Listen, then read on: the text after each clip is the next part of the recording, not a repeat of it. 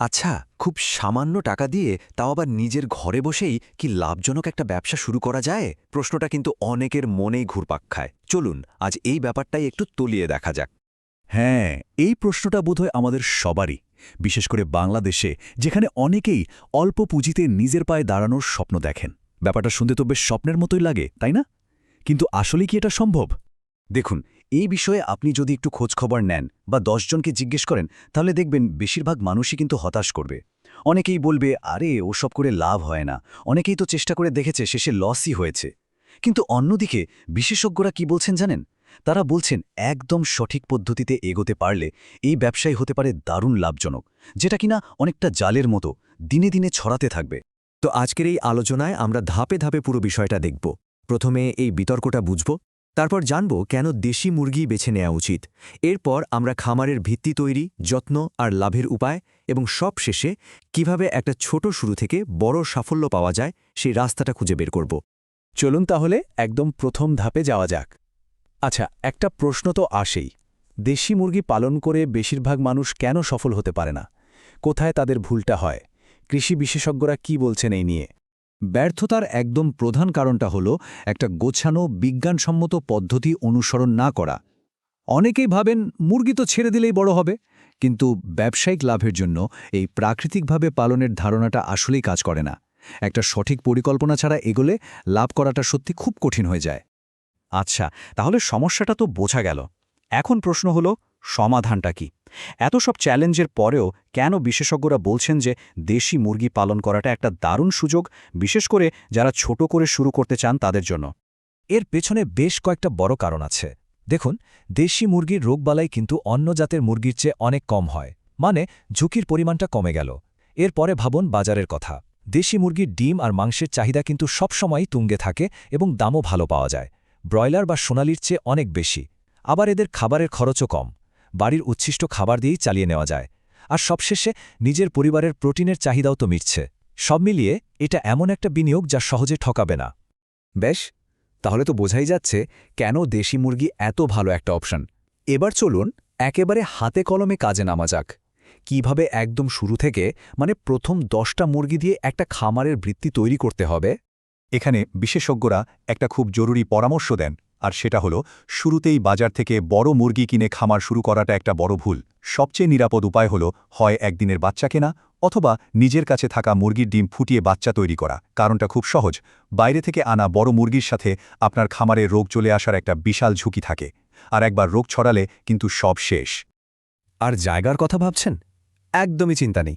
10টা মুরগির জন্য বিশাল কোনো ঘরের দরকার হয় না। মাত্র 25 থেকে 30 বর্গফুটের একটা ছোট ঘরই যথেষ্ট। মানে একটা ছোট ঘরের কোণার মতো জায়গা। পুরনো টিন, বাঁশ বা এমনকি ট্রিপল দিয়েও কিন্তু কম খরচে একটা ঘর বানিয়ে নেওয়া যায়। শুধু দুটো জিনিস খেয়াল রাখতে হবে, ঘরটা যেন শুকনো থাকে আর যথেষ্ট আলো বাতাস চলাচল করতে পারে। তো খামারের জায়গা হলো, মুরগিও আনা হলো। এবার আমরা এমন একটা বিষয়ে কথা বলবো যা আপনার লাভ আর ক্ষতির মধ্যেকার আসল পার্থক্যটা গড়ে দেবে। আর সেটা হলো মুরগির যত্ন আর রোগ প্রতিরোধ। এই কথাটা খুব মন দিয়ে শুনুন। একজন বিশেষজ্ঞ বলছেন, আর তিনি এটা প্রায় গ্যারান্টি দিয়ে বলছেন যে যদি মুরগির টিকা দেওয়া নিশ্চিত করা না যায়, তাহলে এই ব্যবসায় লাভ করা যাবে না। মানে বুঝতেই পারছেন, এটা কোনো অপশন নয়। লাভ করতে হলে টিকা দেওয়াটা একদম বাধ্যতামূলক। সাধারণত একটা নির্দিষ্ট রুটিন মেনে টিকা দিতে হয়, যেমন বাচ্চার বয়স 7 দিন, 21 দিন, 40 দিন আর 60 দিন হলে টিকা দিতে হয়। তবে এই ব্যাপারে সবচেয়ে ভালো সাহায্য পাবেন আপনার কাছের সরকারি পশু সম্পদ অফিসে। সেখানে যোগাযোগ করলেই তারা আপনাকে পুরো টিকার তালিকা দিয়ে দেবে। আর সবচেয়ে ভালো খবর হলো, এই টিকাগুলো প্রায় বিনামূল্যে বা খুবই কম খরচে পাওয়া যায়। অনেক তো প্রস্তুতির কথা হলো, এবার চলুন সেই অংশে যাই যার জন্য সবাই অপেক্ষা করে আছে। আর্থিক হিসাব নিকাশ, মানে কত খরচ হবে আর আয়টাই বা কেমন হতে পারে। চলুন একটা সহজ হিসাব দেখে নেওয়া যাক। 10টা মুরগি দিয়ে যদি শুরু করা হয়, মানে ধরুন 8টা মুরগি আর 2টো মোরগ, তাহলে সব মিলিয়ে শুরুর খরচটা কিন্তু খুবই কম। বাচ্চা কেনা, একটা ছোটখাটো ঘর বানানো আর প্রথম কিছুদিনের খাবার, ওষুধ সব মিলিয়ে খরচ হতে পারে বড়জোর 3000 টাকার মতো। ভাবা যায়? এবার আসি আয়ের হিসাবে। মুরগিগুলোর বড় হতে ধরুন 4-5 মাস সময় লাগল।